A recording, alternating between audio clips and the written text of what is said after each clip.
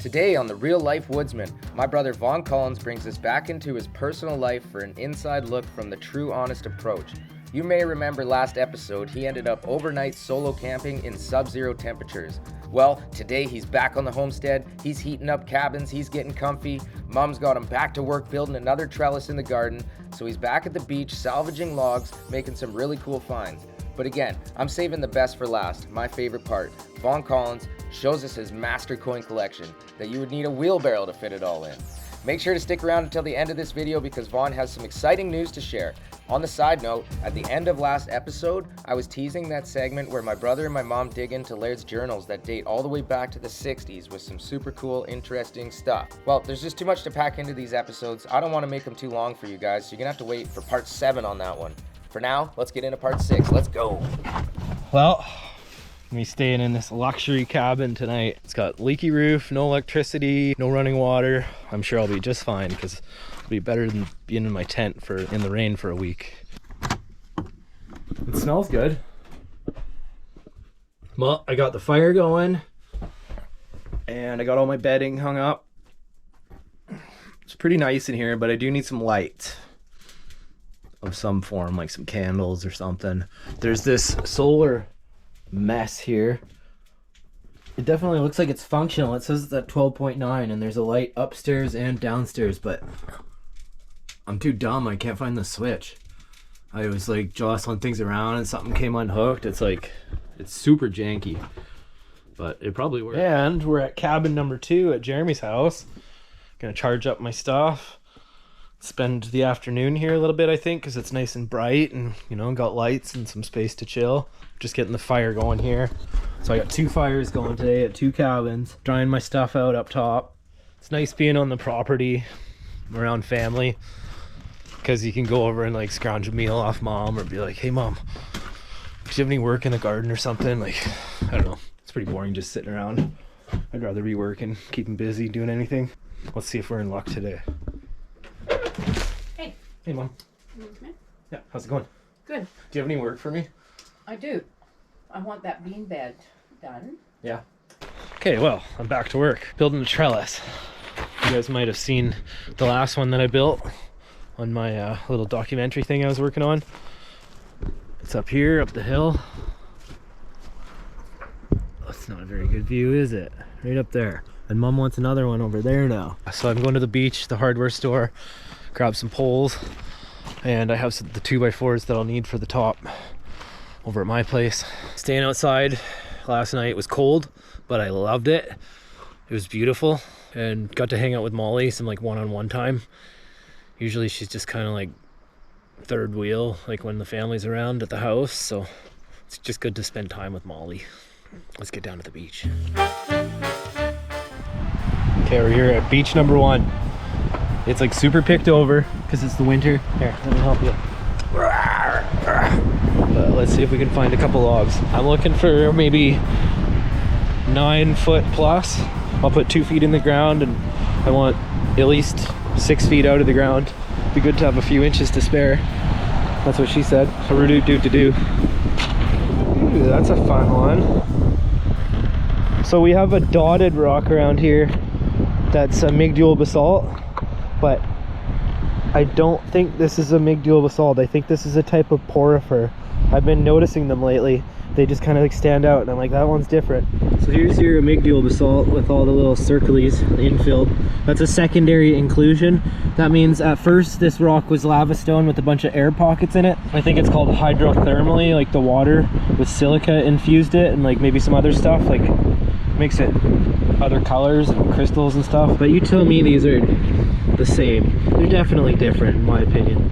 Oh, I came down for this log because I like the shape, but it's a little bit too long for me to carry out. And then there's actually a nice one right here. It's gonna be the perfect log for me today. We're off to a good start.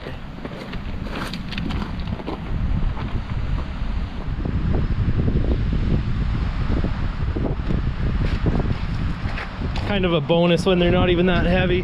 There's the truck up there. It's actually not that far away, but we got a nice log here, nice one there, and nice little lumber score.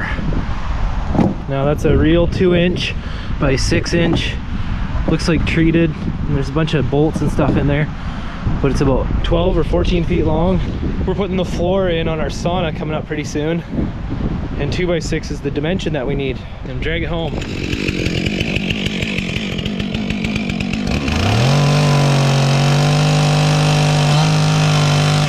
Got my 4 posts. There's a 4th one in there, I swear. Get it tucked in there. And a little bonus rafter. Sweet. Come on, Molly. It's time to go. So this is where we're working. There will be 2 posts in this bed. Another 2 posts in that bed. They go up, and then I'll put a trellis across the top. Mom wants it super short, so it's just above her head so she can pick. And so anyone who's like taller than 6 feet is gonna get domed.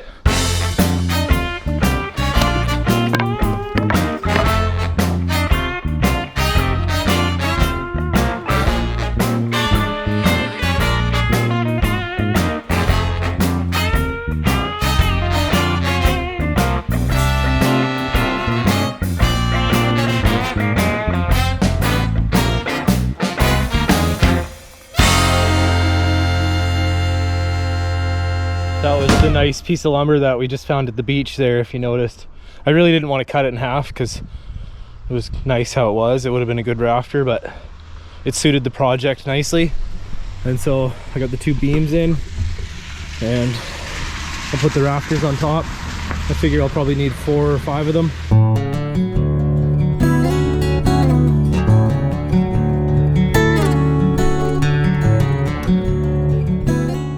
Mom's been gracious enough to have me over for dinner.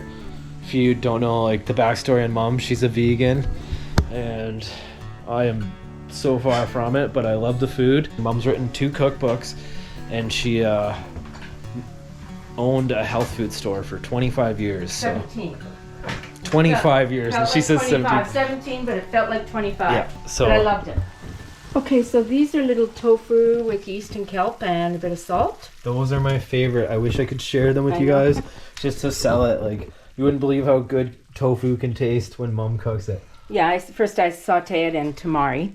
This is my potatoes from the garden and my parsnips, all roasted nicely. Parsnips. This makes all the difference. This Bragg's 24 herb and spice sprinkle that goes on there with some salt. Here's a nice organic veggie stir fry, and go on over to the table. That's Cool. the salad material. Got some greens to munch on. You can check out my mom in some of the garden update videos. She does like a good little tour, walks through the property. And here's 2 of her cookbooks. Put them in the lighter. No, that looks great. Okay. Don't diet, just live it. So that one's about like not going on little diets. It's about living your life healthy. Right on. And this one's cooking your bummers out because Mom's got Crohn's, and It's for people with digestive disorders. It's got half of it is all my recipes are all vegan and gluten-free and healthy and delicious. yep. Well, thanks for having me over for dinner, Mom. Anytime, my darling. I'd love to feed you. Cool. It's a miserable, miserable day out here, and I am happy to be home. It's miserable outside. I can feel the weather changing from snow to rain, and with the change in weather comes new opportunity. I've been applying for all kinds of new jobs, stuff I've never done before, just kind of keeping my plate open to whatever happens. And I got 2 jobs come in last night. One, carpentry in Victoria. I was actually a carpenter's apprentice for 8 years. One of my younger apprentice friends, John, he now owns a company there, so who knows where that job could take me. But I also got a kitchen job at the local HBI pub, and I've never worked in the kitchen before, but I do kick ass in the kitchen at home, and I think I would do good at that. It feels like kind of like the end of a chapter here, the end of winter and the start of new job opportunities.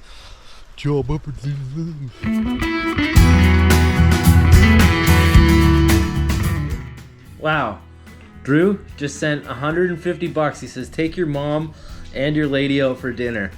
Here's a funny story. I sent Drew, I was gonna send 2 packages. These boxes are actually like $20 each to mail. They go anywhere across Canada, 5 kilos. So he sends us a bunch of money, and I didn't even say to him, I still got his package here, already paid for. So she's all loaded up now, and I'm gonna go send that out today. And I just wanted to say thanks, and it's really nice. Not even like the monetary value, but like the connections we're making with everyone is amazing. Hi everybody, like all around the world. In the comments, please mention where you're from. I'd love to like make some new connections with everyone, and Molly would too. She's here saying hello. Hi. Mwah. Poor Molly, she's in the doghouse big time. She's been sleeping outside the last 2 nights, and this might have to be a permanent thing, but at least the winter's almost kind of over. It's supposed to warm up soon. Mwah. I love you so much. I just feel like one day I'm gonna go out there to her little doghouse and she's just gonna be frozen, but I think that's just my imagination. I don't think that's how it actually works with Malamutes. You could sleep like directly in the snow, couldn't you? Does anybody else out there collect coins? Silver dime, that's worth like $2 or $3. I don't sell them, I just collect them. So I got a big hoard of silver collection. Here's a 51. Any dime that's like 67 and earlier, those are silver. Any quarter that's 68 and earlier, here's a 1944 quarter that she found at the grocery store. Silver. That one's worth about $5. But then if you go into this site, Coins in Canada, it'll show you all the values. And so it's kind of hard to read, but you just assume that your money's the very lowest quality. And that way it's like safe. And so if you get a 1954 nickel, the Queen's on there. Her shoulder strap wasn't there in the beginning. And so that was like a little taboo for everyone in the 50s. Those ones are worth $2,400 in the lowest quality. Like stuff you'll find right in your pocket change. So they call that the 1954 NSF, no shoulder fold. I've found probably 20 or 30 1954 nickels, but I haven't found one of the NSFs yet. It's really tough. And you can actually tell it's like the shoulder fold or no shoulder fold based on these like little dots that go around the edge. You'll have to look it up on Coins in Canada. That's the official site for checking it out. Here's another one of my favorites, the bunny. Can you see that? Ooh, I love me a bunny nickel. It's a nice and clean one too. I think this one's a mackerel, but it kind of looks like a whale. Here's your silver. That's your 67 dime, so that's silver. I think it's only like 80% silver or something like that. So my coin collection is, I inherited a bit of it from my uncle, like small box, and then I've accumulated some other people's coin collections over time, and now it's over a wheelbarrow full of coins. I would never sell it. It's gonna pass that down to Cove, my brother's nephew, one day. He can sell it off. So much fun collecting coins. I'll show you my book. I got a coin book coming in the mail. I'm gonna load that thing up with all my best ones, and I'll show you some of my favorites. I still haven't hit anything worth over $1,000 yet. Couple whales. Anyone else out there, hit me in the comments if you also collect coins or you know of anyone who collects coins. Okay, here's a fun little bit. Are you able to tell which ones are silver just from looking at them? You definitely don't have to like look at the year to tell which ones are silver. You can also hear the difference. I'm just gonna go visually here.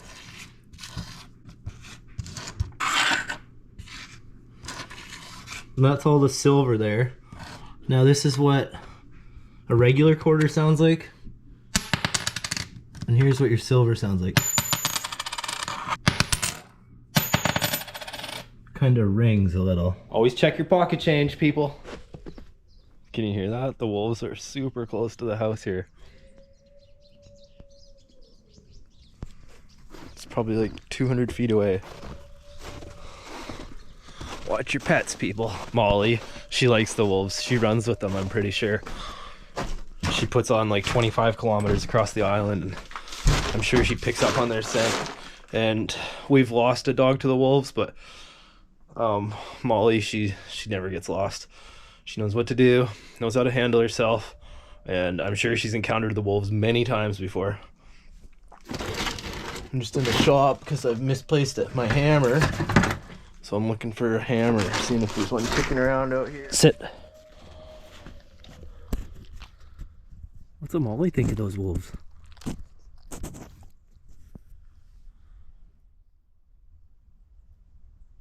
You don't even care, do ya? You want to go say hi to him, don't ya?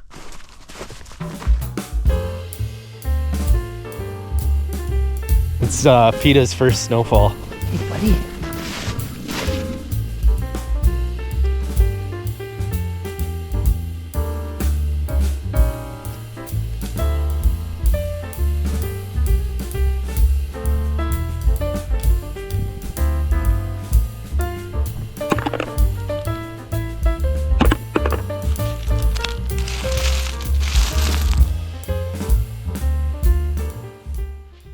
I just went over to Mom's place and we did the Laird's journal thing, and she also packaged up some gifts for Christina for her birthday. A nice aloe plant. Mom's like the queen of growing aloe vera. And this one she said is gonna flower. I'm not quite sure what it is yet. And then we got this Mondo cactus, which looks good in the window there. So thank you, Mom. That was really thoughtful. And she tried to make me say the gift was from me, but it's like, no, I will not take credit for this. Thank you, Mom. So I did mention to you guys I had a coin collection. I just went over and grabbed a box. I think it's some of my high grades. And I was pretty obsessed, so I got each of them like kind of individually bagged up in here. And I'm gonna take some of these and put them into a book. I do have one book over here. They were all my favorite coins at the time. There's like a silver one there. Your 1945 victories. Centennial pennies, all kinds of cool stuff from different countries, different coin collections that I picked up over the time. Quite a bit of silver. You can see them, they stand out. This one's one of my favorites. It's the Lynx.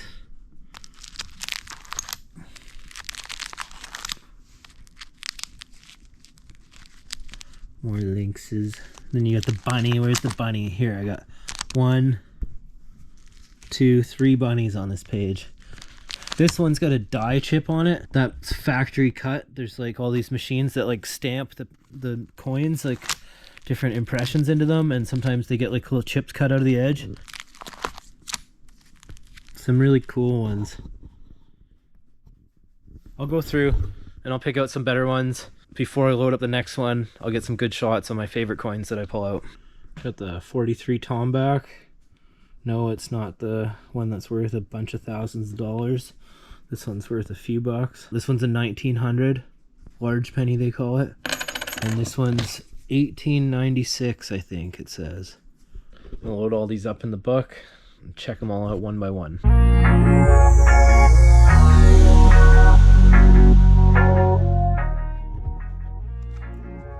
Big old chunk of silver there. $1963. What a beauty. I wish I lived in the days where the money actually meant something. Like when you held $1 in your hand, it was actually worth $1. Like, that's a beautiful coin. Nice little chunk of silver there. All Canadian dollars. This is what a loonie looks like, kind of in comparison. So it's about the size of a toonie. Bunch of weight there in silver. Now look at this Bahama money. It just dwarfs the Canadian dollar.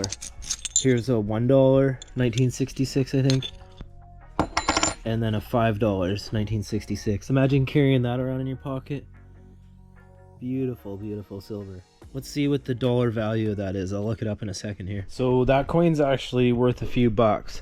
It ranges from $39, and they say there's only 100,000 of them minted, and it goes up to $69 on the next place. And then when you go over to eBay, people are charging anywhere from $565, $107, $140, $700, $350, $70, $87. So it's like somewhere around a $100 to $200 coin if I'm lucky. I'm just gonna hold on to it. I'm not selling any of these coins. Let's reminisce back to a time when money was made of paper. Wasn't that a thing? I don't have a very good bill collection. I'm just kind of starting to work on that one. Maybe there's a few more kicking around here somewhere. So as you know, work's been slow lately, but I managed to make 50 bucks today working on that trellis. I charged Mom 40, but she said, you know, you were using your own lumber, so she gave me a $10 tip for the wood that I donated towards the job. And then Mom gave me another $50, so that makes 2 50s. That came in from Lara. She works at the arts and crafts store, and she sells my necklaces there at Inspirations on Quadra Island. And so I guess she's sold a few necklaces since I've last been there, and she gave me 53 bucks, so I made 103 bucks today, and that's how I'm getting by this winter, 100 bucks at a time. Do you guys want to hear the drama from today? I'll tell you a little story. I don't know if you caught it. Slipped in there in the video. Dropped a piece of wood on Molly's head, just like I said I didn't want to do like a few weeks ago. I feel terrible. It just puts such a damper on the day, dropping a bunch of wood on your dog's head. She's a tough girl. I love my Mollies, and I'm so sorry about today. And that's my story of the day. I wanted to show off some rocks as well, but I didn't really know where to begin. That one's a Japanese writing stone. It's a porphyr from the Fraser River. Got rhodonite with a side drilled hole. This one's kind of a unique specimen. All kinds of cool stuff. Some of it's yet to be drilled. This one's a jasper that I found on the Fraser River. It was my favorite rock find from the whole trip one year. And then I go into the old toolbox, and there's just like knives and pendants, endless stuff. I kind of got into these colorful necklaces. I don't really like them that much, but there's like a whole bunch of them in there. I'm gonna go back to doing the leather wrap. Got some penolite. That one's the bow tie cut. Ooh, look at that. This one's a unique cut of an agate. The center was kind of all crystallized, and so I took a slab off the edge, and it made these like really unique, like blue and red, some yellows in there. Super cool. So yeah, check out Quadra Rockers if you get a chance. That's where I post all my work. Okay, you remember I said that basalt can be like any color? This is basalt, I think, along the edge. And then there's quartz in here, it's mineralized. There's some jasper. But you can see the variance in the color of the basalt there. This is a little heart rock that I made.